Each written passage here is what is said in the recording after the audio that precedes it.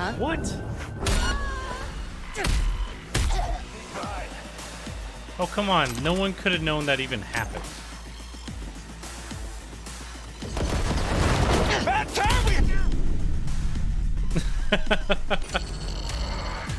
That was so dumb. Not even fair. Freaking Koopa stomped and skimmed off her head.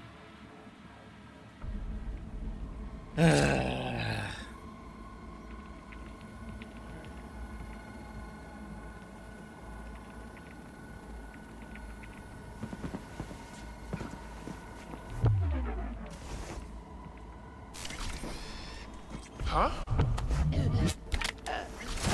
That's for making me look bad. You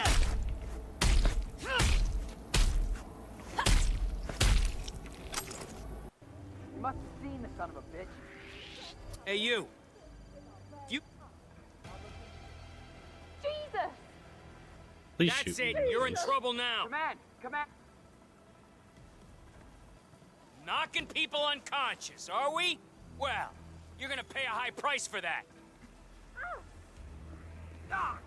You. Wait! There he Do is! something about it. Do something. Really fucking serious! Oh my! I got him! Hey! Calling in. Hilarious. Watch out!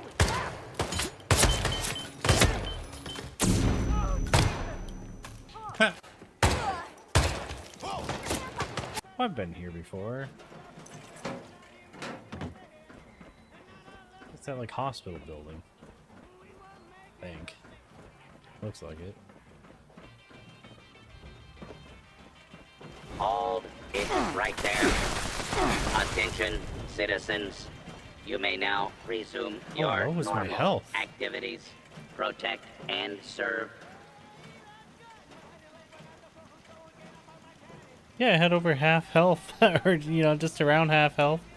Friggin' 2 seconds insta kill. Jeez. I'm putting on my power armor.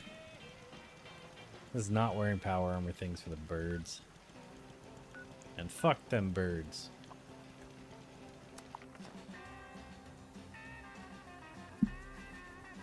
So what happens if you get them all right though, Panda? Whoa. Fuck. Oh, I'm inside someone. I was wondering. I wonder how he sees it out.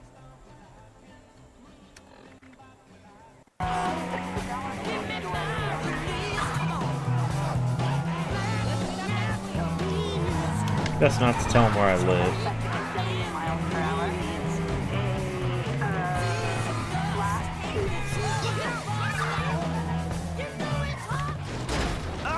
I'm here to party. Oh, crap. That hurt. Party time. Yep. No! Oh. Okay. I'm sorry. Why are you not running? Why are you not running? There you go. Run. They don't play here. They shoot.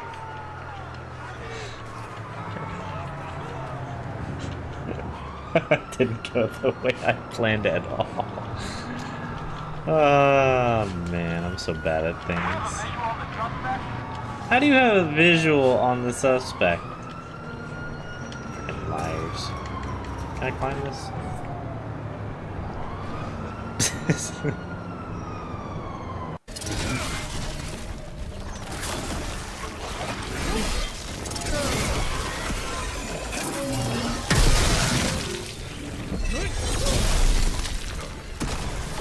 I kicked it so hard it went through the bars. Deserved.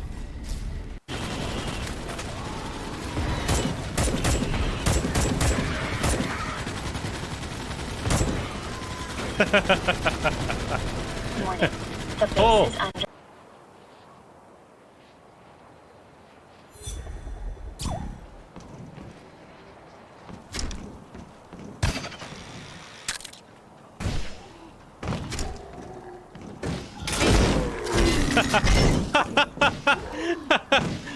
I glitched so hard.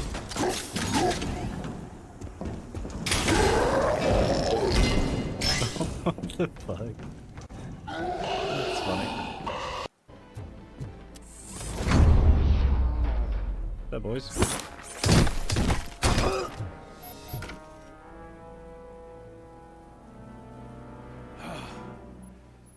You And saved that's me. how it's done.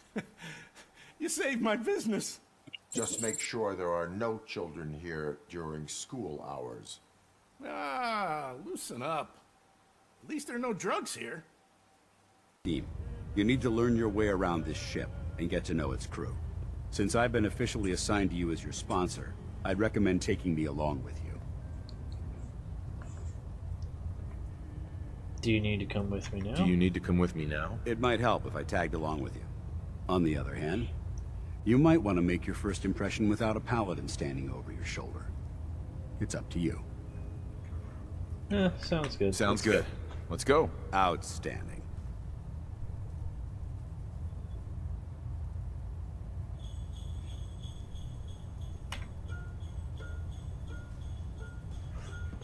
Have fun at Sanctuary Hills, little buddy. Catch you later.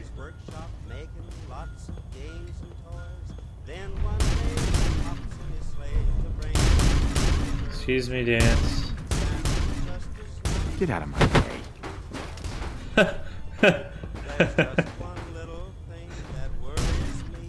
way. Practical jokes. Brotherhood style with power armor.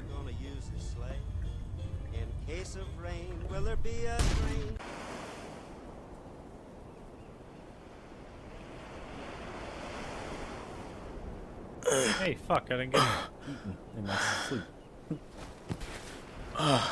And the laptop came up. Another happy Must be landing. floaty, too.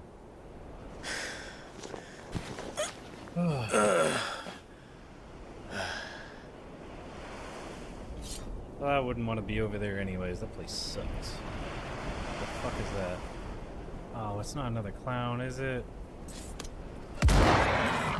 It is! Did I not just kill you? Please don't be as strong as the last one. Oh,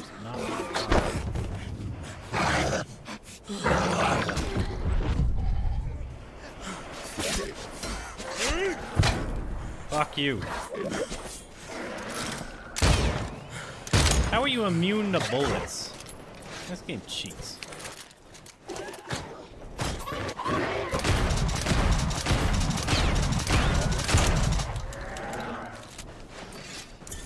I'm running out of room on my keyboard.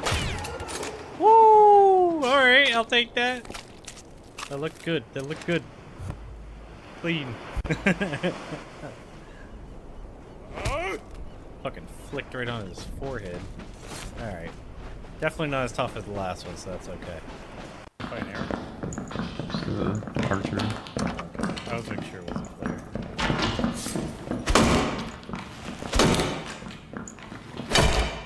Enemy on. Okay, I gotta... Let's see.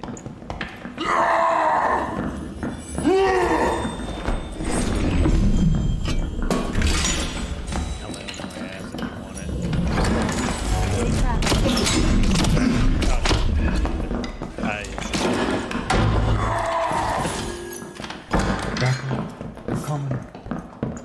I was like, alright, let me expect him to run forward, then move back. And I must have stepped in the trap immediately. They're slowly coming. They're slowly coming. Oh god, we gotta go. The slow speed of this game Sir, hurts. aggro the armored zombie on your left. Yes. Go aggro him, I'll run away, you just go stealth. No. Oh, that hurt. Oh, God.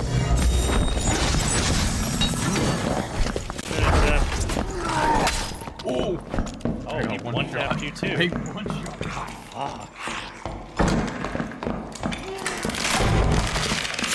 Just keep running. You got this. Door levers on the left. Yep. Oh, the arrow.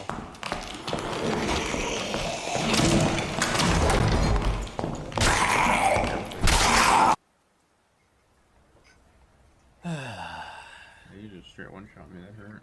Dude, they hit hard. Like, they are geared. I don't know if they're Yeah, heavy, you gotta heavy. listen for the sound of traps being set. I'm still getting used to it. Like I said, I was trying to just look like I was going in, and then I was gonna back up, but immediately I got too close to the trap, and it just sucked me in. I was wondering because I was like, "What happened?" I just instantly fell over as soon as I stepped forward. Like it was one step forward, and I went, bloop. I'm thinking all three must have hit me at the same time.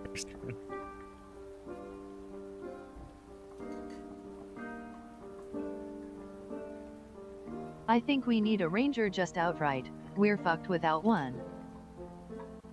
Not range. Yeah, Jim, what you got? Grease your fun trumpet. I'm inbound. Fun trumpet.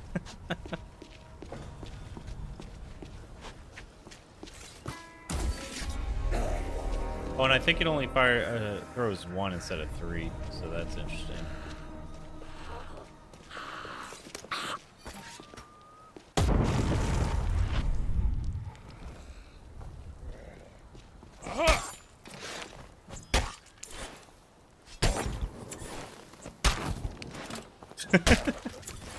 That got him.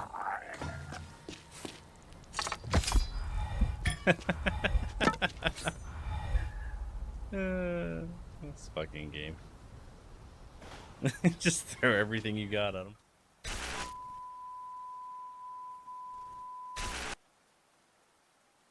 How's everyone doing? Alright, we're going to be doing some more Gamescom Day 4. Hopefully the computer doesn't blue screen today like it did yesterday. But yeah, let's get right into it.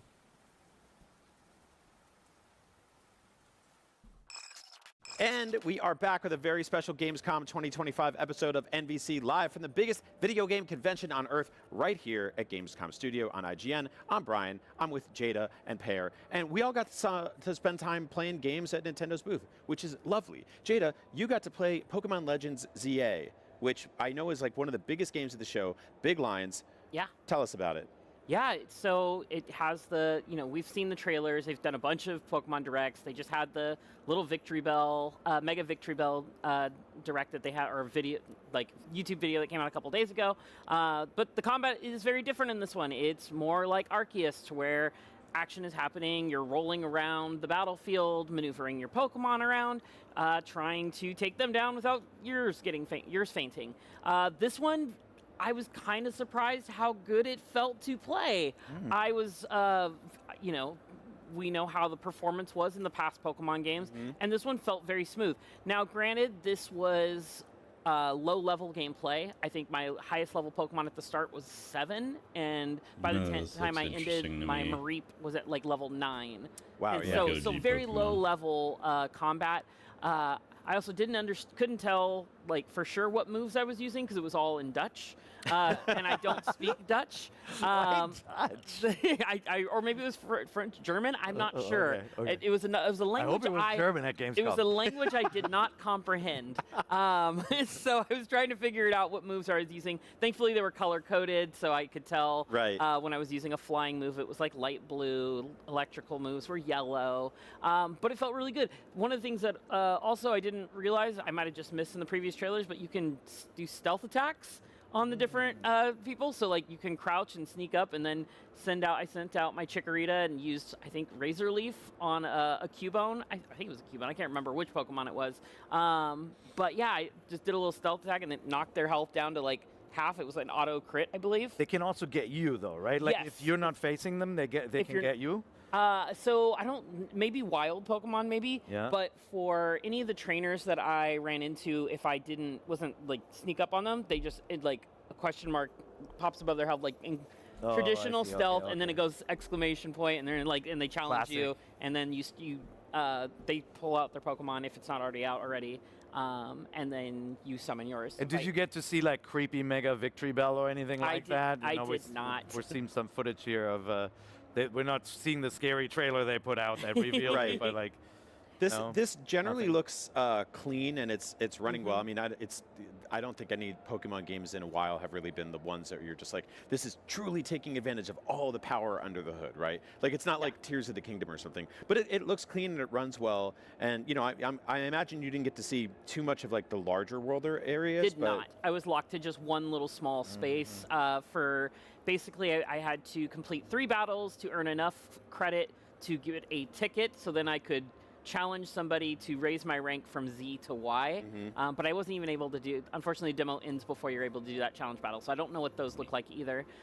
It'll be very interesting to see how the bigger moves like Earthquake, Surf, Thunder, moves that are either like more screen covering or tougher to dodge. Right. Because I did find it pretty easy to maneuver my Pokemon around to dodge many of the attacks, but also I was fighting against like Weedles, so I wasn't really ever in danger. Yeah, nothing that was too taxing on the Switch 2 hardware. Exactly. Basically. So we'll see what it looks like when, you know, they showed that trailer with like the Gyarados. And I used to we'll love see what those Pokemon types of back in moves the look day, like. but this looks very Looking at it being played on all the different monitors, you know, you kind of get a good feel for people using different actions. I mean, I think they got so much backlash over the performance in the past that performance it running smoothly was at the top of their list, and you can see they're holding back on visuals, right? Like these are not crazy detailed again, it's textures probably on the the kind of ground. Pokemon They're I not wanted doing when I was a a kid. ton on the lighting front, so it's very simple. But I think they're trying their darndest to get this to run as smoothly as possible, which means it's not going to be a It'd be funny if you can generational go leap over hands-on what with the we other remember trainer. playing, but in actually probably is Like a nice fighting each step up. other. Yeah. I mean, I think the thing for a while was, you know, these games keep selling incredible amounts, just obnoxiously high numbers. Yep. And that, you know, people thought maybe the developers don't even care about performance because they keep hitting, you know, crushing sales targets or whatever it is. But it is nice to see, at least so far, them prioritizing that a bit. And hopefully that is something that holds up in the larger areas. They were never, I mean, this is Game Freak, they were never sort of at the forefront of technical innovation, right? No. Like, remember, like, games like Link to the Past, that had been out in 1990, and Pokemon still did not look as good for years and years to come, right? So, Their Yeah, they do a lot of posting. their strengths were always in the RPG mechanics, For the sure. depth of combat, the builds you can put your teams together. Depth that was like of combat. always like the number one priority, and then like cool creature design. You know, Yeah. it was It's number, literally you know, just maybe hit that was harder. number one because I think that's what sells Goku style. Pokemon. It's like, you know, if Charmander, Bulbasaur, and Squirtle looked terrible in Gen 1, like, would Pokemon be a thing? Probably not. Well, I wanted to clean up a couple of other stories here at Gamescom and talk about a couple of other games, actually. So I actually got to play Elden Ring Tarnished Edition on Switch. It's sort of been a what a name, Brian, what a name. What a name indeed. Is the name fitting, Tarnished fitting Okay, for so it? I'm going to be a little gentler on this game than I think some of my colleagues, but I'm still going to kick it in the butt a little bit. money hat. Okay, they, you know, I got that They that got big to you money already. from- They got to you. They Yeah, got this is to. that. I mean, You've already got it downloaded on your Switch. Games You like can see a 3 little years dollar old. bill in his pocket, or yen bill. No, so I loved Elden Ring so much. I've made, you know, I've a big point of that on podcasts for years now. Yeah. 100% of that game, did everything you can do in the DLC. Adore it. FromSoft, I don't think has the greatest history of making the best performing games. I think their art direction is second to none, and I think that does a lot of heavy lifting. And their gameplay is phenomenal, so people love it. When Elden Ring came to PC, people with like the beefiest PCs in the world notably had some performance issues. There was stuttering and pop-in and all this stuff. Elden Ring running on Switch 2 on the Nintendo show, or on the Gamescom show floor is an interesting one because they literally said no one could film it, which I believe is the only game at that booth where they were just like, this is not allowed. Yeah. They have it behind curtains, and part of that could be because it's like an M-rated game, and they have, you know, 100%. Yeah, you have to have younger the audiences. wristband. Yeah, you at need a wristband Gamescom and all to get that. in, yeah. So I played it. They had it on 2 units, 2 docked and 2 handheld, and I was like, please let me play it docked because I heard it's bad in handheld. Yeah. And they're like, we don't understand what you're saying, so you play it handheld. Great. And I was like, great, okay. So they handed me the Nintendo Switch, put the headphones on, started off beginning of the game, bullet run past the first area into the open world of Limgrave, and I'm like, this isn't that bad. Now, 1080p 30 is what they're going for, right? Yes, and they're not hitting it. Okay, But all right. I'm also not as snobby about that as most people. Okay. So my stance on this is like there's a lot of people who listen to this show who just don't own other systems, and that's fine, right? Like they're Nintendo fans, and you guys, you know, you owned a Switch, maybe you owned a Wii U or 3DS or a Wii or whatever your path came up with. But when these big third-party games come out, like Cyberpunk and The Witcher and stuff like that, this could be your first opportunity to play them. And so by all means, I want those versions to be as great as they can for you. And so far right now, this ain't that. But it was, for me, manageable. It was something where I was like, I could push past this. Now, if you have played Elden Ring, you know that like that open world's big, and you get into some areas where there's a lot of enemies on screen, and there's slowdown even on like a PS5 Pro, right? Yeah. And so I ran up to the area when you kind of move up and left towards that first big castle, and that big giant guy jumps down, and it looked like someone took like 2 pictures of a giant and dropped it off a cliff. Oh, like it was just like boom, boom, and then he was there. And I was like, Oh. I'm going to keep running. I'm going to push this game to the limit, see what happens. The archers start coming out, and like dodge rolling past them was like I couldn't do it fast enough. And then I get to the first big boss, and like that's when the frame rate started becoming an issue. The You're not performance. selling me on it right now. Yeah. You So started off saying it's not that bad, it's fine, and now you're like, I'm worried now. Yes, But, you know, there is one thing to remember. This is a vertical, I don't know if it's possibly a vertical slice of the game that is probably 2 to 3 months old. That's usually how the things that developers are bringing to the show floor. They can't bring the most current build because they have to make sure it's tested all the way to a certain point. And so that could get cleaned up. We still don't have a release date. It's listed for 2025. No one asked you so to it super could get defend better. them. I think, you know, maybe keep an eye out. We'll probably Can we just hear from the guy we'll that get a actually chance to played do the a preview thing? closer to launch or I hope something so, like yeah. that. Yeah. That would be really cool. It feels a little bit like Cyberpunk at the Nintendo preview events, right? That one was sort of also sequestered away from the main show floor. And we weren't impressed with it. There when we were saw it. some demos like Metroid run really well, right? Mm-hmm. And I think the developer really focused on giving you a level experience that almost felt like the finished game. Whereas like the guys making Cyberpunk and presumably the Elden Ring team didn't do that, right? They didn't put you in a confined area or designed it around that performance. In the end, Cyberpunk looks really good on Switch too, right? And it's one of very those impressive what they showcase pulled off. games when you show it to a friend running on that thin little handheld, they go, whoa, you know, it is really impressive. Now, it all depends on whether you played it before in a more powerful console, and then you'll see, obviously, the downgrade. And there are places where you can get yourself in trouble when you have too much going on the screen. So I'm hopeful that this is early.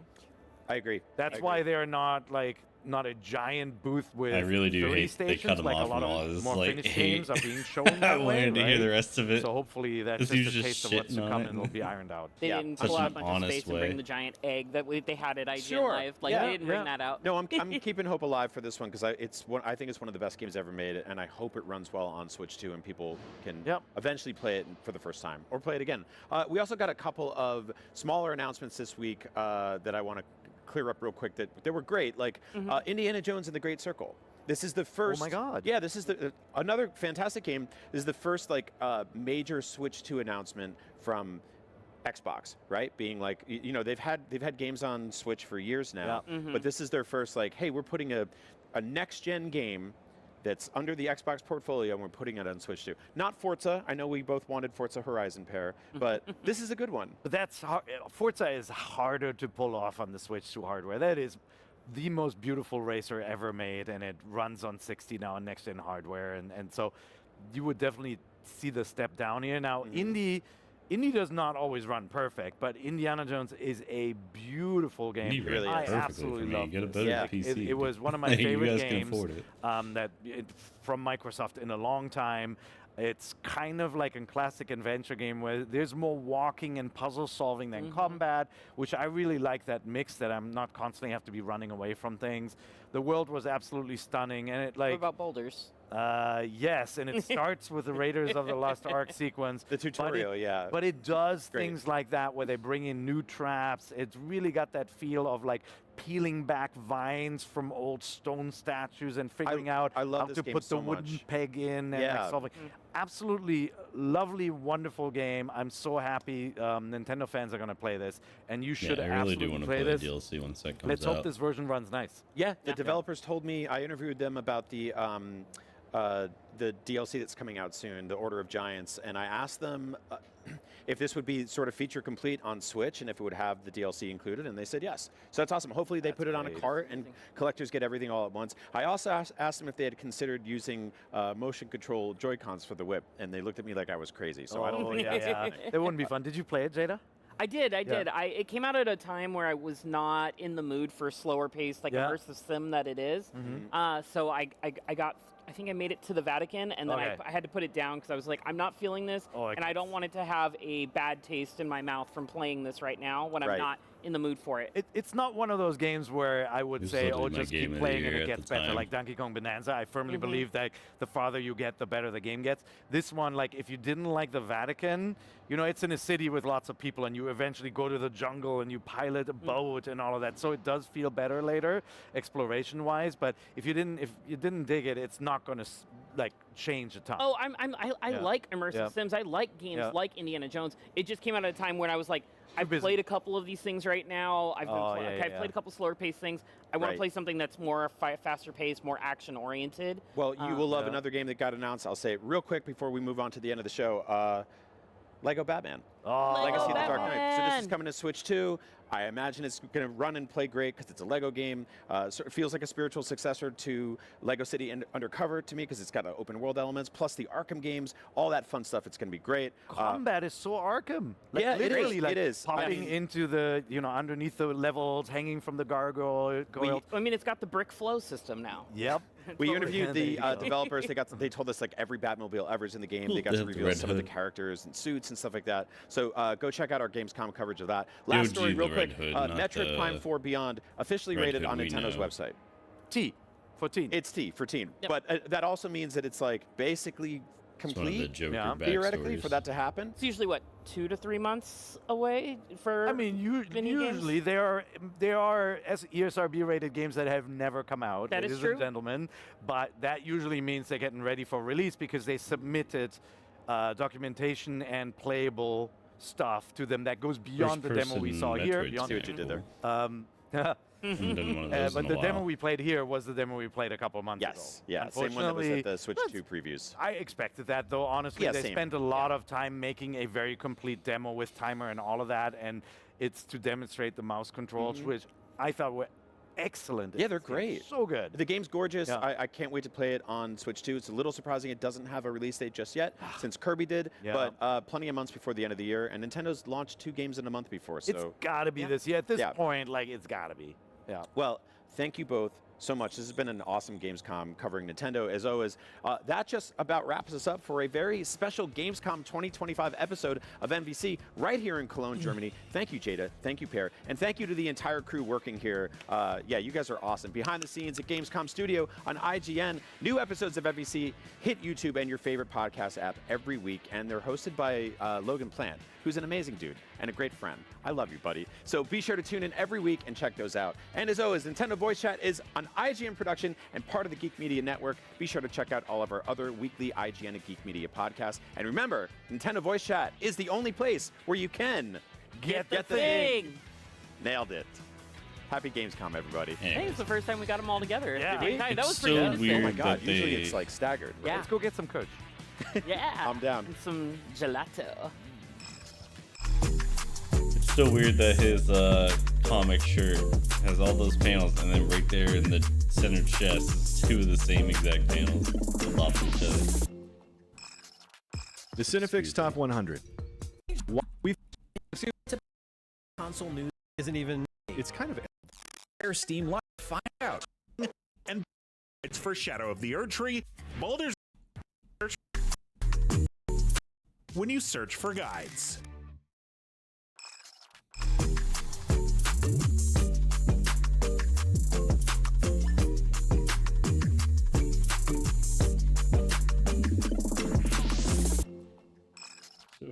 Welcome to the biggest gaming playground in the world, where 500,000 people come together to play, connect, and celebrate across Cologne. 1,500 exhibitors. The biggest names in the gaming industry are named indies. Are hero years and fans join live shows? Can't make it experience while you're there. Ground. Do you remember our incredible friends? Full days of on our. We want to shine a light of attention. Welcome to Gamescom. You're watching Gamescom Studio on IGN. In just a sec, we're bringing you a brand new episode of Next Gen Console Watch, our weekly IGN show that breaks down all the latest news and rumors in video game tech. But first, Biggest Game Releases is our monthly show that details nearly every video game heading your way in the not-so-distant future. Take a look. Hello, everybody, and welcome to a very special Gamescom Studio edition of Biggest Game Releases, the show where we run down what's coming out for PC, consoles, and beyond in any given month. As tempting as it was to run down all the video games that came out already in November 2001, we figured it might be more relevant to talk about next month instead. So here are September 2025's biggest game releases.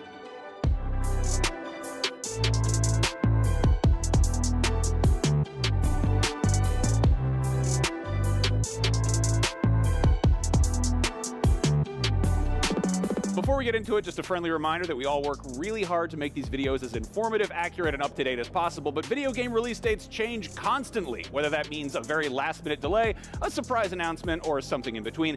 And it is extremely possible, if not likely, that some new information falls through the cracks in this video. Also, this is a series made by actual human beings, and unlike cold, unthinking, infallible machines that think glue goes on pizza and the word Oreo is a palindrome, sometimes we screw up. So apologies if that happens. We're sorry. Please be kind, and for best results, always check your local listings. Now let's talk about some video games. On September 3rd, there's Hirogami on PC and PS5, a 3D platformer set in a world inspired by origami, the Japanese art of folding paper, and potentially kirigami, which is the art of folding and cutting paper. If you prefer something a little heavier than paper and scissors, you can rock out in the metal-looking Jotun Slayer Hordes of Hell, which is a roguelite horde survival game rooted in Norse mythology. That's on PC, PS5, Xbox Series, and PC. I already said PC. Hey, remember how I said sometimes video game release dates come out of nowhere? Well, we got a doozy over here. Hollow Knight's long-awaited sequel, Silksong, finally got a release date in the middle of Gamescom. You probably heard about it already. September 4th, it's coming to basically everything. Happy birthday, Silksong fans. Or just happy September 4th, I guess. On the 4th, those very same platforms get the standard edition of Hell is Us. The deluxe edition gives early access starting on the 1st, but for everybody else, it's the 4th. For me, Hell is staggered release dates. But in any case, this game has hints of Death Stranding and FromSoft, but it's also taking some inspiration from Jeff Vandermeer's Southern Reach trilogy, the very good sci-fi novels that were loosely adapted into the also very good but very different film Annihilation. So hopefully this game is also very good. September 4th also sees the release of Indiana Jones and the Great Circle's first DLC expansion, The Order of the Giants. This is coming to all platforms the game is already out on, which sadly does not yet include the Nintendo Switch 2, but if you're a Nintendo Switch 2 owner itching for a game that starts with the Lucasfilm logo and has John Williams-esque orchestral stabs throughout, Star Wars Outlaws gets a port that day, which adds a few exclusive features to the new Nintendo hybrid, like touchscreen minigames, and both the Outlaws DLC expansions will be available for that one day one. If you're more into Studio Ghibli than Lucasfilm, take a gander at Kajora, which hits PC that day. This hand-drawn puzzle platformer follows a trio of friends who realize their village is stuck in a time loop. If you'd rather be in a time loop in a more roguelite sense, and also in outer space, you've got options. The co-op roguelite shooter Void Crew, which is already on PC, comes to Xbox Series and PS5. Meanwhile, PC players can get Moros Protocol, a crunchy pixelated roguelite boomer shooter. If you want to shoot cel-shaded stuff instead, I got you. There's also Jet Runner, a parkour-infused FPS that describes itself as a cross between Titanfall and Trackmania. If you would sooner get slapped upside the head than play a roguelite or an FPS, well, strap on your MetaQuest and check out the story-driven VR fighting game Slap Fighter, which sounds pretty self-explanatory. If you want to rage against the machine in a game whose title incorporates the title of a James Cameron movie as well as the name of a discontinued, youth-oriented Toyota-owned auto brand, well, Daemon Ex Machina Titanic Scion is probably for you, I think. The sequel to the 2019 mech action game, which is coming to Switch 2, Xbox Series, PS5, and PC. If you want something with slick anime aesthetics that's a little more cerebral, there's also Shootin' Order, which blends puzzle, dating sim, survival horror, and escape room mechanics and themes into something that looks pretty out there, which is to be expected since it's from the creator of Danganronpa. That's on PC and Switch. If you'd rather be shooting some three-pointers, there's also NBA 2K26 that day as well on everything, though people who pre-ordered the premium editions that include early access will have been playing this game since last month. If you're repulsed by the idea of a sport where one must propel a large ball a short distance into a vessel it's going to fall out of, and you'd prefer to play a game about propelling a very small ball large distances into a vessel where it'll probably stay put, well, that's oddly specific, but you're probably going to enjoy Everybody's Golf Hot Shots. This is the first new installment in the casual, cartoony golf series in 8 years, and while it's historically been PlayStation exclusive, this new one is coming to PC and Switch as well. Golf! September 5th also sees the latest from Team Bloober, Chronos New Dawn, a survival horror steeped in retro futurism and brutalist aesthetics. In this one, if you don't get rid of the gross, scary monsters properly, they merge together into even grosser, scarier monsters that are even harder to get rid of, which sounds to me like a combination of two of the creepiest concepts to ever grace the survival horror genre. The Crimson Head zombies in the original Resident Evil, which you had to burn to get rid of, and the Rat King in The Last of Us Part 2, which was a bunch of gross monsters glued together. That's on PS5, Xbox Series, Switch 2, and PC. If you'd like to play a game about things with tentacles that will not give you bad dreams at night, you might be better off with Operation Octo, which is a cute tower defense game about cartoon cephalopods, and it's on PC. If you love lasagna, hate Mondays, and live your life 1/4 mile at a time, well, buckle up, because Garfield Kart 2 All You Can Drift hits consoles and PC on September 10th. And it features a flabbergasting roster of 8 iconic characters, including Garfield, Odie, Nermal, John Arbuckle, Arlene, Squeak the Mouse, Dr. Liz Wilson, and Big Vicious Dog. And by including, I mean that's all of them. On September 12th, Borderlands 4 hits Xbox really Series, bag, PS5, and PC, and it seems to be tackling a number of the issues that fans had with Borderlands 3 and its subsequent spin-offs. Namely, pumping the brakes on the goofs and gags while also tweaking, streamlining, and/or refining the loot system menus and co-op. That'll be hitting Nintendo Switch 2 on October 3rd as well. Roman Sands Rebuild sounds like a cousin of Roman Reigns, or perhaps a historical RTS, but it is, in fact, an adventure, gacha, puzzle, apocalypse, visual novel, simulation, horror trip, according to the official description. That involves working at a luxury resort, but also a post-apocalyptic wasteland. I'm not sure how those two intersect, but from what I've gathered, it already came out, sort of, and then it got unreleased. But then it was planned for release in 2023, and then again in 2024, but supposedly it's actually out September 12th, 2025 for Switch and PC, with other console versions arriving at some point, I guess? If you need something a little easier pieced together than that release strategy, LEGO Voyagers drops on the 15th, which is a 2-player co-op adventure a bit like Hazelight's games A Way Out, or It Takes Two, or Split Fiction, except instead of playing as prison inmates, dolls with marital problems, or struggling authors, you are a couple of cute little LEGO bricks. That's on basically everything but Xbox One. If you want a game that involves building stuff out of natural resources instead of modular Danish construction toys, there is Voyagers of Nira, the co-op survival game set in a gorgeous ocean world, which is also an open world, and vice versa, I believe. That hits PC on the 16th. On the 18th, Emotionless, The Last Ticket hits PC, which is a liminal cosmic horror game set in an abandoned theme park where people throw ducks at balloons and nothing is as it seems. Okay, the ducks and the balloons thing is really more of a Simpsons reference, but all the rest, it certainly seems like it's nothing as it seems. If you want to go on a horrifying nightmare adventure but also bring some friends along for emotional support, Labyrinthine Console Edition arrives that same day on PS5 and Xbox Series, and it's already on PC, and now it's getting cross-platform co-op for up to 8 players. Usually when we talk about classes in video games, it means like jobs for wizards and knights and stuff, and not the kind of classes you take in a classroom. But what if it was both? Class of Heroes 3 Remastered is a school-centric dungeon-crawling RPG originally released for the PSP that is now getting polished up and coming to PS5, Switch, and PC. Still that day is My Child of Ages, a Zelda-like from the studio that brought us the first-person puzzle game Suicide Guy, which was later renamed Sleepin' Guy for reasons that shouldn't be too hard to figure out. My Child of Ages is coming to PC on the 18th, Switch on the 25th, and basically everything else at some point in the future. They should do a prequel called My Wife of Seasons. Finally, that day also sees Frostpunk 2 finally hitting Xbox Series and PS5, which promises to be a good time for anyone who's looking to have a bad time managing a struggling community in a bleak post-apocalyptic ice age. If you're a fan of roguelites and you've ever wanted to guard a sacred tree, well, great news, because on the 19th, there is Toa and the Guardians of the Sacred Tree, which also has that guy in it. Which is a roguelite that presumably also entails some arboreal enforcement. That means guarding a tree, I think. That's on PS5, Xbox Series, Switch, and PC. Still that day on Switch and PC and PS5 is Trails in the Sky First Chapter. This is, in fact, a remake of the first game, ergo First Chapter, in the long-running Trails series, so if you're looking for a good jumping-on point, this could be for you. And if you've been playing since day one and don't remember everything that happened in a game from 21 years ago, this could also be for you. All of these games could be for anybody if you think about it. If you want to brutally murder a bunch of dead stuff that's not entirely dead and do some parkour while you're at it, well, great news, because Dying Light: The Beast is also out this month. Which is one of those games that started off as DLC before spinning off into a whole thing of its own. And hey, that's how we got Legend of Zelda, Tears of the Kingdom. But on the other hand, it's also how we got Saints Row, Gat Out of Hell. Hopefully this goes more like the former than the latter, but we'll have to wait and see. On the 23rd, you can explore the world of gelatinous agriculture in Slime Rancher 2 on PS5, Xbox Series, and PC, or the world of electrophysical puzzle solving in House of Tesla on PC. Some people will try to tell you that denial is not a river in Egypt, but those people are lying to themselves.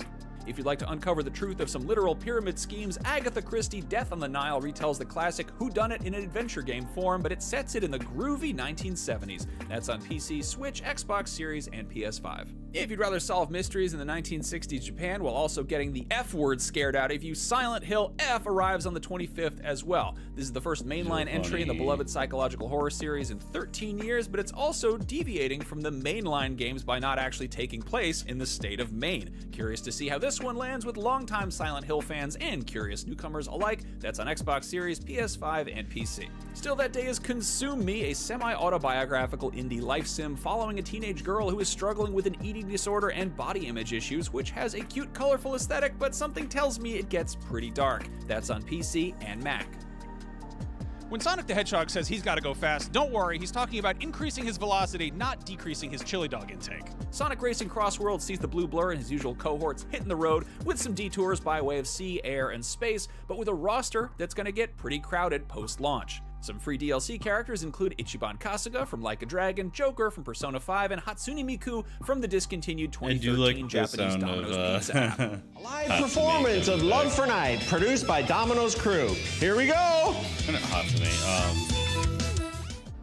But wait, there's more. There's a ton of post-launch DLC planned with the season pass, including SpongeBob and Patrick, and also a bunch of critters from Minecraft. So it seems like it could be a big old Super Smash Bros. Style crossover kart racer.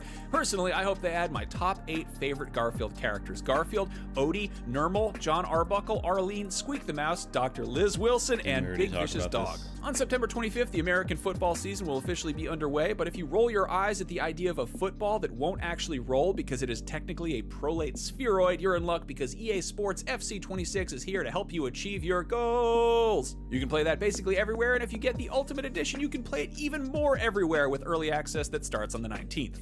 That time of year has come once again where I'm obligated to say the word Atelier out loud, heralding another entry in Koei Tecmo's long-running RPG series. The latest installment, Atelier Resleriana, the Red Alchemist and the White Guardian. It's an all-new single-player RPG with new protagonists, a free-roam overworld, and multi-level dungeons. That's on PS4, PS5, Switch, and PC. If you want to play an overhauled version of a beloved RPG that came out in 1997 rather than the latest installment in a series that started then, the fan-favorite strategy spin-off Final Fantasy Tactics is getting a modern makeover with the Ivalice Chronicles. It's got full VO, cleaned up graphics, and a bunch of gameplay tweaks, and it's coming to everything except Xbox One. Sorry, Xbox One. And finally, if Alien Earth has your HR Giger counter going haywire and you want to blast some acid-blooded biomechanical perfect organisms with an M41A pulse rifle and or get your skull caved in by the steel-fanged inner jaw of one, well, me too. And luckily, Alien Rogue Incursion, last year's VR-exclusive shooter, is getting a non-VR Evolved Edition. Bear in mind that is only part 1, so expect a cliffhanger after all the facehuggers and chest bursters. That's coming to PC and PS5 on September 30th.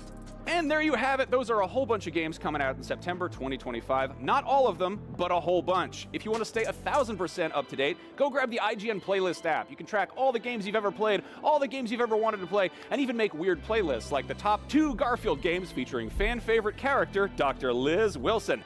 If you're looking to score some games on the cheap, go check out what's going on at IGN's sister site, Humble. From now until September 5th, they are holding a summer sale. And if you missed that, rest assured there are always awesome deals going on there year-round with great bundles of games, books, comics, software, and more, which all raises money for charity. Head to humble.com to find out more. That about does it for this very special edition of this show. We usually shoot from my stinky, gloomy home office, but we're lucky enough to do from the brightly lit Gamescom studio stage. So a huge thank you to all of the crew working behind the scenes, as well as Amanda Medina, Chris Del Padre, and Logan Plant for making it happen. And of course, the biggest thanks of all to everybody who watches these videos, especially if you take the time to leave nice, friendly comments instead of weird, mean, angry ones. So sound off with what you're playing this month, anything we might have missed, and of course, most importantly, your favorite game that was released in November 2001. Mine is Metal Gear Solid 2. I'll see you next month, everybody. Happy Gamescom.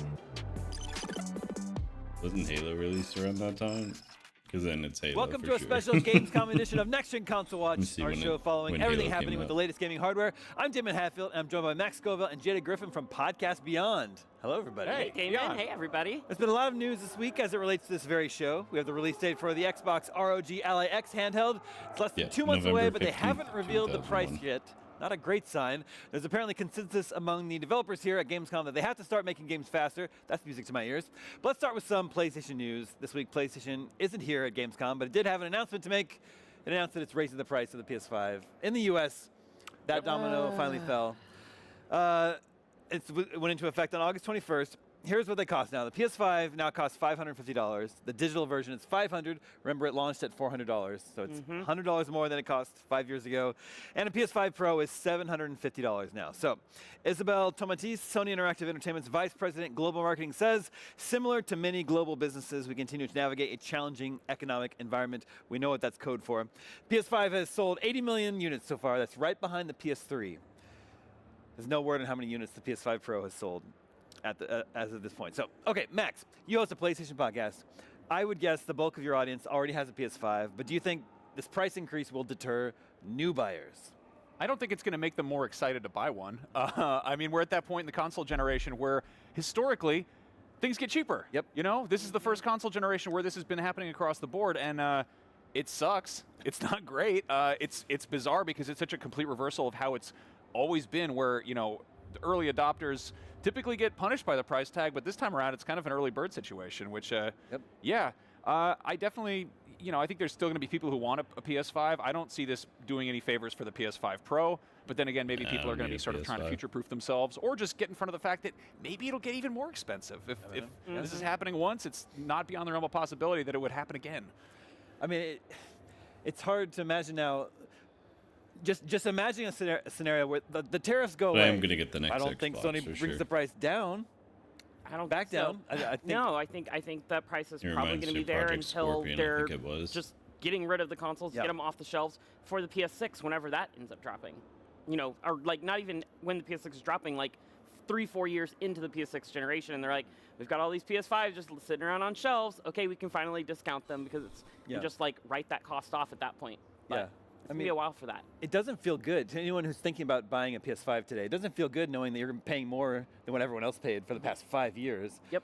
This could, you know, seriously affect the lifetime sales of the console. Definitely. No, I think that this could impact next-gen consoles in general. You know, if Sony isn't moving PS5s as quickly as they want to, I mean, also, I don't know. I feel like we're still barely getting games that fully take advantage of this thing. We're Like, not if really you look even, at you know, Walmart's exclusives seem to be prices kind of out the for window. the consoles, but I they're feel like still anybody the same who's kind price of they were 3 years contemplating ago. buying a It's PS5, ridiculous. it's getting more expensive. At this point, maybe just wait for a PS6. I mean, what's the point? You know, we should acknowledge PS5 isn't alone in this. Xbox raised the price of its console, Nintendo raised the price of the Switch 1. So across the board, gaming's getting more expensive. Max, I want to know what you think about this. Personally, I don't think the current PS5 lineup is strong enough to maintain demand at the new price point. Because we got Ghost of Yote, Sometimes which you don't gotta get me wrong, drop I'm very price excited and for it. keep money. But Tsushima has sold 13 million units across PlayStation and PC. That's not a system selling number. No, it's and then they've got Marathon next year. Again, I don't think. I mean, what do you think? Yeah, I mean the PS3 was initially sluggish, like the 360 kind of ran circles around it. It caught up towards the tail end, and also we got some incredible games at the tail end of the PS3 life cycle. So I could see that being the situation here. You know, maybe if they drag out this console generation because it's not selling as fast as they want, that gives developers a little more time to actually play around here, and we get some real bangers towards the end. But yeah, we haven't really had that. You know, that lineup of PlayStation exclusives we come to expect. And, you know, a large reason for that is that at the top of the generation, Sony went really hard into live service games, and a bunch of those didn't exactly live up to the live part and have since been, you know. Yeah. Jenna, how about you? Yeah, it's such a weird phenomenon where we're at, where just everything is going up.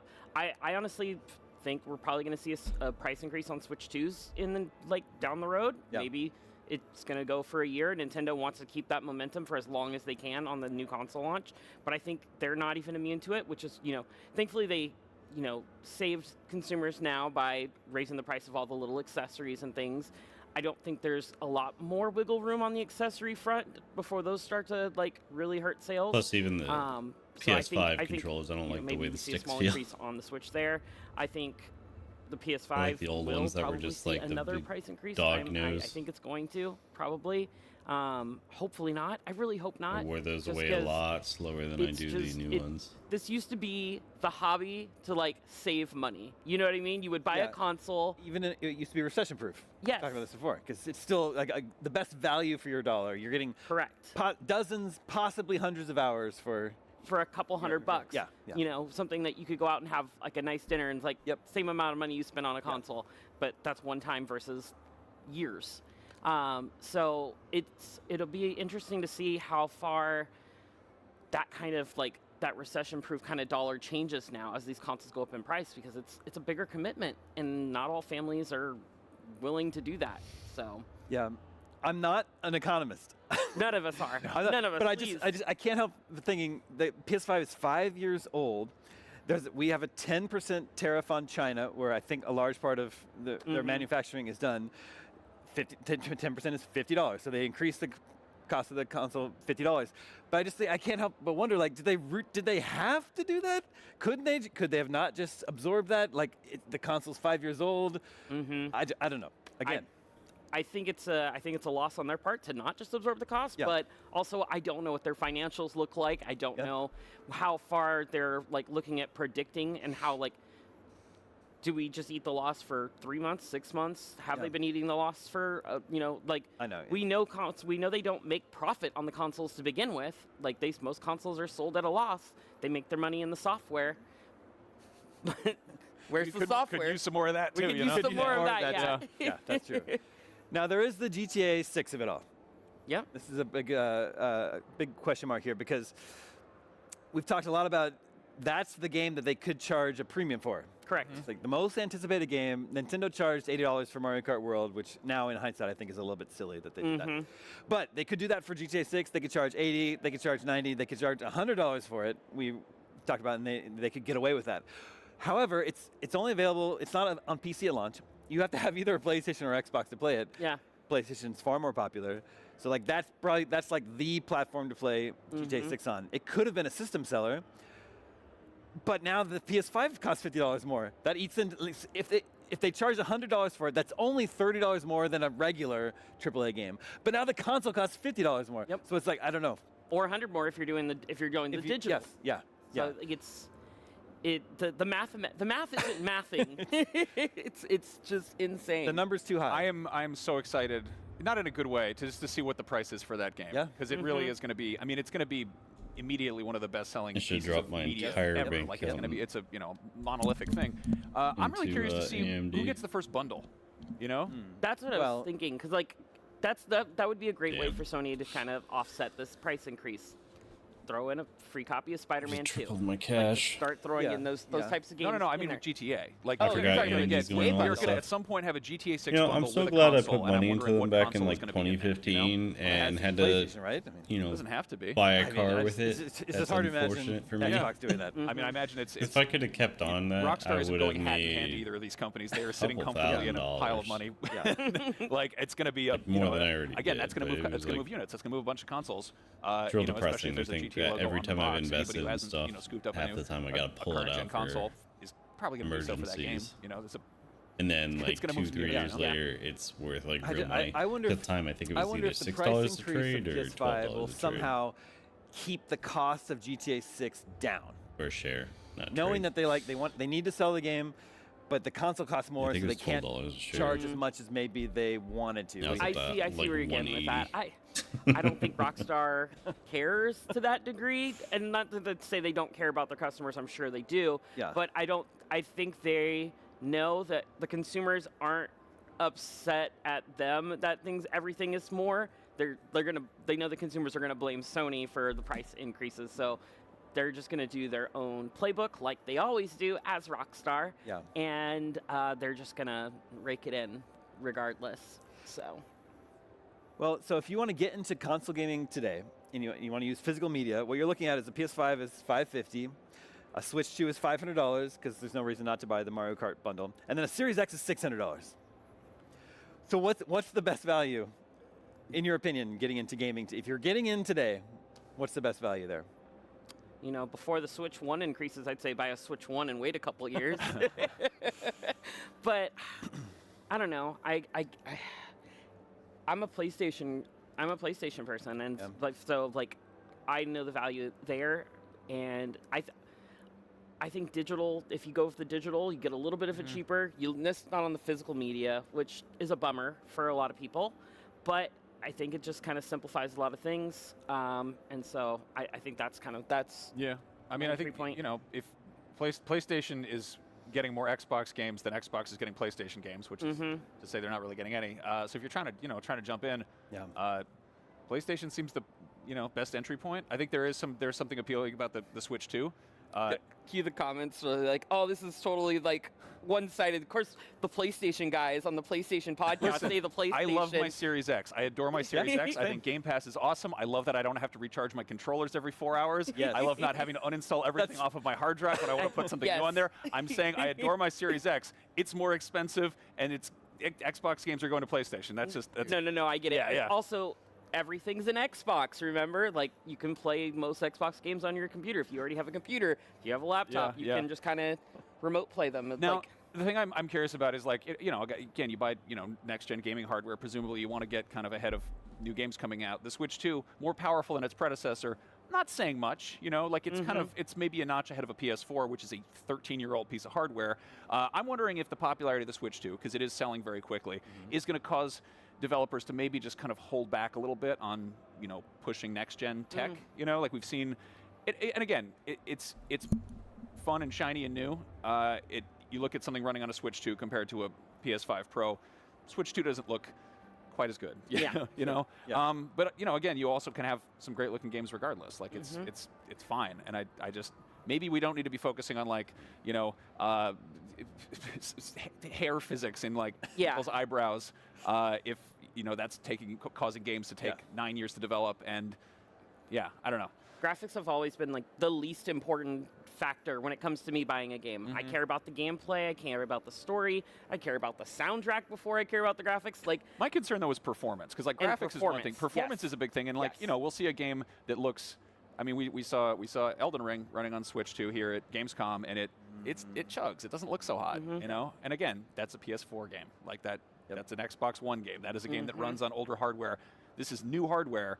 I don't know. I'm having a tough time. Yeah. You are so right about going back. The Xbox controller, I don't know why 2 AA batteries, it seems to last forever, but I have to charge my DualSense like every day, it seems like. But speaking of Xbox, we got the release date for the Xbox ROG Ally X. That's going to be out October 16th, which is less than 2 months away. But they haven't revealed the price yet, which I think is interesting. You can't pre-order it. Less than 2 months away, can't pre-order it, won't reveal the price. I don't know. They're going to wait. The fact that this tells me they know it's going to be a niche item. I also think they're probably going to go low on production for it because they know it's niche, just because I think with everything, price increasing everywhere right now for everything, and, Steam Deck is expensive. This is looking to like kind of compete with that in a performance graphical capabilities perspective. It's going to be more expensive than a Steam Deck, I'm predicting. The rumor is $900. That's what people are thinking. That's too steep for me, and I am a collector of consoles, and that's way too steep for me. Yeah, I got to hold one of these for the first time. Yeah, feels great. They do. Yeah, I mean, that's expensive. At that point, it's like, well, do you want a handheld? Or do you want to save up for a PC, like a full-fledged one? Like it's kind of cool device. I'm curious if we're going to see, because it's the ROG Ally X. It's there's an Xbox is in there somewhere. I'm wondering if we're ever going to see just like a pure Xbox branded one of these. Like, I mean, we know that they're working with ROG to like make the hardware. Microsoft is handling the software side of things. It reminds me. This is a deep cut. It reminds me of the Xperia Play. Do you remember that? Oh my goodness! It was a PlayStation branded phone. Yes. but it wasn't a PlayStation phone. It came out about 20 minutes before the Vita did. And the Vita at launch, you could buy a phone plan if you wanted to take that thing on the go. Yeah. It had like a 3G support thing. And it was, I remember that the Xperia Play, it had like PlayStation buttons, but it was a Sony Ericsson phone. Gosh. And it just felt like it wasn't quite here or there. And I'm getting like a similar vibe from this one, where it's like, I want it to be an Xbox handheld, but it's got ROG all over it. It's like, and it sort of feels like a, it feels like a collaboration more than like a first-party device, because it isn't a first-party device. All right, let's take a quick pause there. We're going to take a quick break. We'll be right back with plenty more Next Gen Console Watch at Gamescom 2025, so don't go anywhere. We'll be right back after this. Like, what a weird take.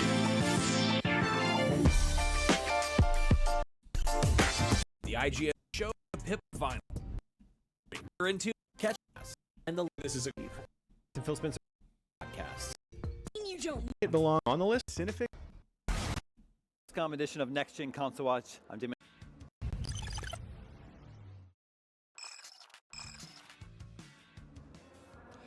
Welcome back to a special Gamescom edition of Next Gen Console Watch. I'm Damon Hatfield. I'm joined by Max Scoville and Jada Griffin from Podcast Beyond. And we talked about PlayStation, but now we're talking about Xbox a little bit and the Xbox ROG Ally X. We know it's out October 16th. They have not released the price yet. We were just talking about this. It seems a little bit, I think it's going to be very expensive. Rumor is $900, but I was surprised. In the comments on IGN under our article about the release date, I saw people were saying they were interested in it. At least in the comments on IGN, there seemed to be some interest. People saying, I want to get this. It looks cool. It does. I mean, and like Max said, it's here on the floor. We got to like pick it up and hold it. Didn't get to play anything on it. And it has a good weight to it. It looks really nice. It's very premium. I'm not surprised that there's interest in people buying this. I think this is definitely going to really hit that sweet spot for capabilities for what the people who are going to buy this are looking for. And there's always early adopters, no matter how crazy. I mean, no matter you put something out, it's like, hey, it's brand cool raw all you're over the gonna place. have It's literally a just at the handful of early bottom. adopters ready to pay whatever for it. There were people who were there day one with Stadia. Yep. And the Ouya. Yep, exactly. I think even the Xperia Play. Do better. So, okay, we're talking about everything's getting more expensive, raising the price of the PS5, the Xbox Never stood went a up, chance. the Switch 1 went up. So, Jada, if anyone out there is even daydreaming about possibly buying a Nintendo Switch 2 someday, do you think they should pull the trigger now? Yeah. I mean, prices are just gonna, I think, go up. I think Nintendo is shielding the early install base, like I was saying earlier, from to shielding consumers so they can get their install base as big as possible, because that makes or breaks an entire console generation. We saw what happened during the Wii U, where they just failed to move units. Granted, that was also due to some just communication issues from Nintendo to the fans and the audience.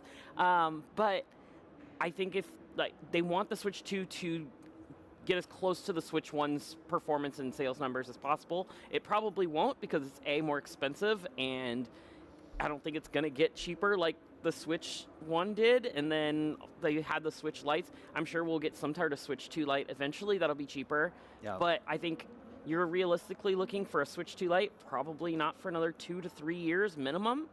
And by then, the Switch 2 will have probably gone up at least $50. Yep. Yeah, I think unfortunately that is the reality. Okay, let's switch gears. Our sister site, GamesIndustry.biz, put up an interesting article this week. This is from reporter Lewis Packwood. The headline was, at Gamescom, it felt like the industry now has a plan, make games quicker. Which, I like the sound of that. We've talked a lot about how... Games done quick. Games done quick. We've talked a lot about... One of the big narratives this year is it just seems to... the development time seems to have just spiraled out of control, particularly with Western developers. They have a really hard time. Ubisoft, Electronic Arts, even like Naughty Dog, they're not getting games out the door the way that Japanese developers are. Capcom and Square Enix, they seem to be, they're doing okay. Western developers are struggling. Perfect Dark was in development for 7 years, and then they just canceled it. Concord was in development for 8 years. They didn't even give it 2 weeks on the market. Even Ghost of Yote, it took 5 years to make that game. Listen, if you... Like I said, when you start Concord was misrepresented by their own and then when trailer. you release your game, if you have a kindergartner, your game took too long to make. Kept it like That's too long. We used to... it used to take 1 year to make a game, something, and we people would have been way more we interested. complained about that. Especially There if used to be it a was new single player, Assassin's not Creed every the year, hero a new shooter Tony crap Hawk, that it a was new supposed to be. Guitar Hero or Rock Band every single year. I mean, like ET for the Atari. Like the first half of the that trailer took like had 3 you, years. and then seeing that Maybe as not a a good hero example, shooter, but you're yeah. just But there like, has to what be a the happy fuck, medium that's between dumb. taking 1 year and 5 years plus. I will give you a great example. Squanch Games, they put out High on Life in 2021. Yep. They put out DLC a year later. They ported it to PS5. They ported it to Switch. They have a sequel coming out in February. Like it's That's good. bigger, more impressive than the last one. They seem like they're having a great time making it. I was like, how did you do that? What are you doing? And like they were kind of like, yeah, we sort of bring like an indie mentality to AAA development. And like, I don't know. I also think like that's a good looking game, but like what I liked about the first one so much is that it felt moderately scoped. You know, like it's not a 60-hour open world game with 100 hours of side quests. You know, it's like which I know people like those. I like those too. But it's like it's kind of nice to get a game once in a while that is, I don't know, finishable, like something you can. And again, it's when they're $70 games, that's a conversation worth having. But at the same time, it's also like when we have to wait 7 years for a games, I'd rather have a game, that I can play and then play another one about it, shortly thereafter than like, I don't know. Yeah, scope has just been an issue across the industry the last couple of years, and not couple of years, last like half decade to a decade. Scope creep is a real thing in game development, and like I think it's a communication when teams get so massive. Like you look at a company like Ubisoft, which has so many sites and so many development studios that because projects get so big, and then they have to. Everybody's communicating, everybody's helping. Credits take 3 hours to watch because you need to credit everybody, which I'm glad they do. Sure. But also, I don't need to see every reflection in the water, like in puddles as I walk through. Like, I don't need that. Yeah, that's kind of one of the things that they're talking about here. So getting back to this article, Lewis Packwood writes, having spent the past 4 days dashing between appointments with CEOs and developers, there's one sentiment that remained consistent among almost everyone I spoke to. We need to make games quicker. So that's good. One option is to make games that look worse. And that's what we're talking about. I'm okay with games looking worse, and I'm not saying to where like you're just like it doesn't have to look like complete ass, diagonal polygons sticking out of character. Like I'm not talking like original Lara Croft Tomb Raider. Yeah, exactly. We're not looking for jank. We're just looking for more artistic expression that requires less like pixels or less graphics, more art direction. Yes, exactly. It blows my mind that we get, for whatever reason, the Star Wars games we get, the AAA ones, they have to look like movies. But the cartoons, like Clone Wars and stuff, it's okay for them to look like Fortnite. But like nobody's been like, let's make a video game that looks like Clone Wars. And it's like, that probably would take less time than it takes to like, render and it would be amazing. Like Cal Kestis's mustache or whatever. Like, Adventures of Rex, kind of blows my and mind. the boys. That'd be Borderlands great. comes to mind, where like that game out of it. probably, I mean, it definitely benefited from having the sort of cel-shaded art direction. And it probably like, again, it carved out its own aesthetic. But had they tried to make that thing, look and run like Fallout 3 when it came out, like I don't know if it would have been as much of a success as it was, Yeah. Even when you look at games from like God of War Ragnarok is 3 years old, but when you look at them, like games don't need to look any better than this. Yes. Right? Like that's fine. You don't need to be like trying to improve on God of War Ragnarok. I agree. I think we need to get to the point where games like hit a specific level of visual quality, a great art direction, length, and then like give me those shorter experiences. Give me those 20, 30-hour games and like yeah, but they better not sell it for full $70. 2 or 3 of those over the game. course of 3-4 years for like a 20, 30 hour like game, something smaller, something more compact. Give me little tiny spin-off things of like, hey, this was a really cool idea. I really like this. Give me another little thing that's like $20. Yeah. Like that takes you a year and a half, 2 years to develop. Like that. Keep the lights on. Like I appreciate the trying to like push the medium forward. Yeah.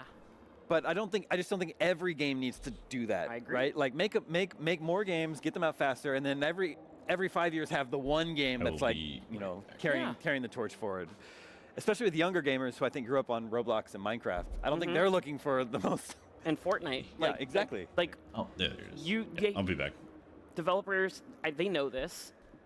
they're competing against Fortnite anytime they drop a game. Regardless of what game you're dropping, you're competing against Fortnite. This free-to-play has a massive, massive install base that is getting, what, monthly, seasonal, like, updates with different characters and themes and crossovers. Like, they're pulling in all the audiences into Fortnite. So you're competing with it no matter what. So you've got to have a way to draw that attention and make them, make gamers want to play your game over playing a free thing with their friends. Okay, well, hopefully they do start making games quicker. Let's talk about some of the games that are here at Gamescom. Here in Hall 7, we've got THQ Nordic with Gothic Remake and Reanimal, and Konami's back here, and I think Xbox is in here too in this hall. Anyway, the big games of the show, we hosted the Gamescom Awards here the other day, and Resident Evil Requiem up the awards, so that's a big game here. Did you guys get to see that? Yeah, got to go play it yesterday, give us some thoughts on Requiem. If you are a huge fan, based on the demo, purely based on the demo, if you're I don't know if I like where this is going. If you're a huge fan of Alien Isolation, you're going to really like this game. Okay. The demo is just this portion of that you're seeing on screen here, and you're just kind of wandering around looking for different items to open up like a fuse box and replace a fuse, and to get out of this building. And our new friend, I forget our friend's name. Do you remember our friend's name? Grace Ashcroft? Not who we're playing as. Our friend that shows up in the demo. Stalker? That jump scare got me in the demo, too. Jump scare, yeah. I don't think they've announced her name. Okay. Oh, that's right. We need to. That's right. Yeah, we don't have the name yet. Language. Oh, my gosh. Yeah. I think that if you like Alien Isolation, you're going to like this demo. I think this demo is going to make its way. I think it's going to be public at some point because, like, I feel like Do you Japanese think this is like the kitchen demo that it's not actually part of the game? No, I think this is part of the game, or at least a modified version of it. But I don't think it's like a separate thing entirely. I think this is a little chunk. But as far as the demo goes, like it felt extremely corridored because it literally is just some corridors. Like it's kind of like a Y-shaped map, and you're running back and forth trying to turn on a light. I think it's really cool. Like technically absolutely stunning, really cool use of HDR where light is a big deal. The monster's scared of the light, so you're trying to turn the lights on so you can kind of stay safely, whatever. But it's kind of like point A to point B to point B to point C. And I hope the rest of the game isn't like that. I hope it opens up more. And I'm sure it's obviously not going to be just this hallway. It's not PT.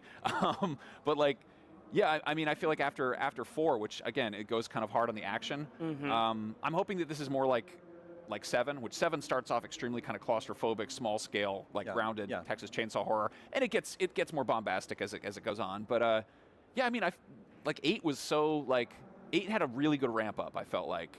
And this feels like it's almost kind of it's scaled back. Like it feels more grounded, but I don't know if I want it to be so grounded, I kind of want get a little bit bigger, So have to wait and see how it goes, but yeah.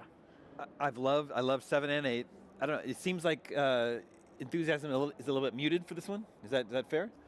Now. Maybe, is it just not doing enough sort of new? It just feels a little bit more run-of-the-mill? What is it? It feels like I'm playing, it felt like I was playing, it didn't feel like I was playing Resident Evil while I was playing it, was the kind of the thing for me. It felt like I was playing an Outlast game, which also great horror games. I enjoy those, but when I play Resident Evil, I want my Resident Evil vibe, not Outlast. I think also, I hope her movement isn't as hobbled as she is in this demo. Her run speed does not feel good when you're running away from the monster. And I get it, she's terrified. She's not in a good situation when you start the demo, so I'm hoping that's just part of it. But I wasn't vibing with her stumbling and trying having a hard time running, especially after all the other protagonists we've gotten in Resident Evil. Yeah. They do an interesting thing though, where if you're playing in first person, your movement is, as you would expect, it's scarier because you can't see all around you. Yeah. And they kind of, they counterbalance that by when you're in third person, if you try running, you'll trip. Yeah. So and that won't happen in first person. You're not running great either way, but in third person, you're just slip and just, yeah. It's nerve-wracking. Yes. And it's a gorgeous demo, but to Jada's point, it wasn't quite giving me that Resident Evil thing, Well, we'll see. That we don't have to wait too long. That one's out in February. We're just about out of time. What's there have been a lot of games at the show. Lego Batman made a big impression. I'm excited for that. Hollow Knight, we finally got the Silk Song release date. Well, both of you, what would you say is sort of your game of the show? Could be anything here, Jada. Honestly, I've gotten really hyped again on Borderlands 4. Yeah. So that's I got to play that, and so that's probably one of my game of the show. And then Sonic Racing Crossworlds is around the corner, and I love Sonic Racing games. So it's toss up between those two. With also a small shout out to Phantom Blade Zero. Sorry, I know we're out of time, but I played a lot of games this week, guys. That's good. High on Life 2. Yeah. Really endeared itself to me. Crimson Desert is yes, also that stunning. was also really good. I feel like I still don't have a full sense of like if I'm going to actually like the game or not, but I'm definitely curious to check it out. I put up, I think it went live today or yesterday, but 30 minutes of gameplay for Crimson Desert, and so go check it out. See me electrocuting a bunch of people, throwing people into walls. It's a good time. Did you check out Onimusha too? I did. Onimusha feels really good. Good. Yes, Good. Feels really good. Well, that just about wraps up our special Gamescom episode of Next Gen Console Watch, as well as our live coverage of Gamescom for 2025. Thank you to the hundreds of thousands of you who tuned in all week long, as well as everyone right here on the Gamescom show floor. If you missed any of our coverage this week, be sure to check out IGN.com, IGN's YouTube, and IGN's social media channels. Reminder that up next for Gamescom is Gamescom Asia, taking place in Thailand October 16th through 19th. The tickets are on sale right now.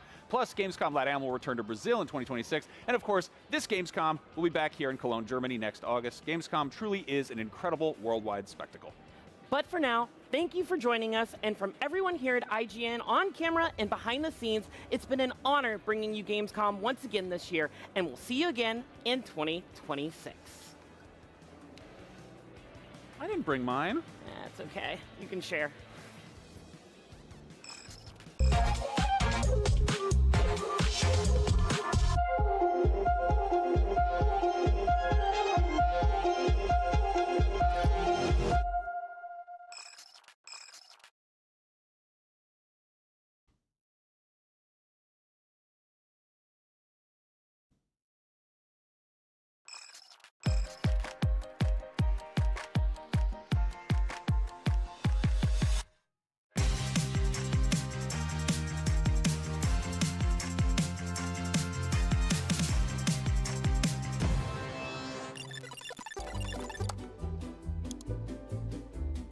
IGN Plus is where your adventure begins. What are you selling? Plus is the place to get unlimited access to all the tools you need to beat your games. Here's what you need to know for bringing down Gloomspawn. Plus, awesome exclusive discounts on IGN Store. Maybe this would tease open your money pouch. Plus, ad-free browsing on IGN.com. Plus, unlimited game help tools like premium interactive maps with your own custom map markers, filters, marker notes, and more. This will come in handy. Plus, access to sweepstakes, giveaways, and free game keys. Wow! Exactly. Want more? Head to IGN.com/plus and start your adventure today. Hey you! Looking for a way to wear your fandom with pride? The IGN store is the ultimate destination for awesome merch and collectibles from the biggest games, movies, shows, and everything in between. Cruise the wasteland in style with a Vault Dweller hoodie and replica Pip-Boy. Kick back and relax to some of the best game soundtracks ever pressed on limited edition vinyl. Or level up your whole wardrobe with a massive selection of officially licensed apparel. Alright, From iconic so properties from like what they were Star saying, Wars, that The might have Legend of been the Zelda, to end. newer fan favorites like Adam Double check. Yeah, thank you for watching. Alright, cool. I'm guessing it restarts. I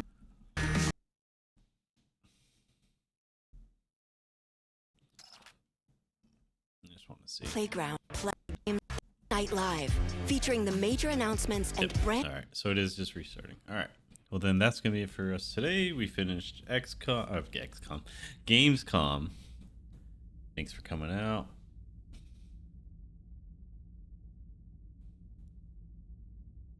Oh, I gotta log in. Anyway, let's get that dab wisdom and head on out.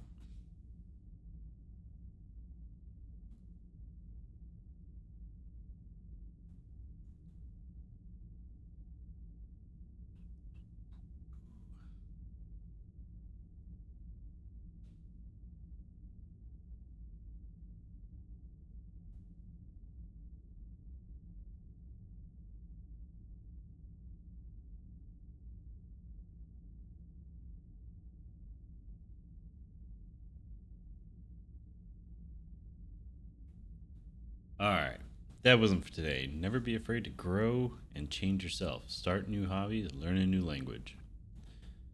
After today's wild uncle shenanigans, remember folks, your ex may have left you, but they'll never find a person who nuts fast and skips foreplay like you do. Have a wonderful evening. It's been Beard. Later.